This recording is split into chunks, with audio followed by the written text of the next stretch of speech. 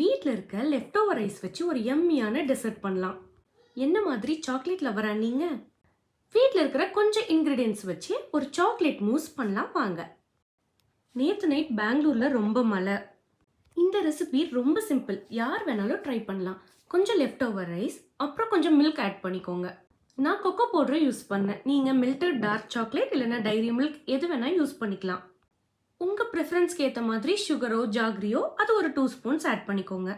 ஒரு intense chocolate mousse வேணும் அப்படின்னா டார்க் சாக்லேட் யூஸ் பண்ணிக்கோங்க.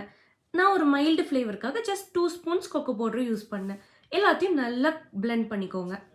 ஒரு க்ரீமி டெக்ஸ்சரில் மிக்சர் ரெடி ஆயிரும். இதை ஒரு 30 மினிட்ஸ் ரெஃப்ரிஜரேட் பண்ணுங்க, அவ்வளோதான். இதில் நட்ஸ் கொஞ்சம் ஆட் பண்ணால் இன்னும் நல்லாயிருக்கும். கொஞ்சம் கொக்கோ பவுடர் மேலே டஸ்ட் பண்ணிட்டீங்கன்னா அவ்வளோதான், ஒரு yummy creamy chocolate mousse ready ஆயிடுச்சு. ட்ரை பண்ணிவிட்டு எப்படி இருக்குன்னு கமெண்ட்ஸில் ஷேர் பண்ணுங்கள்.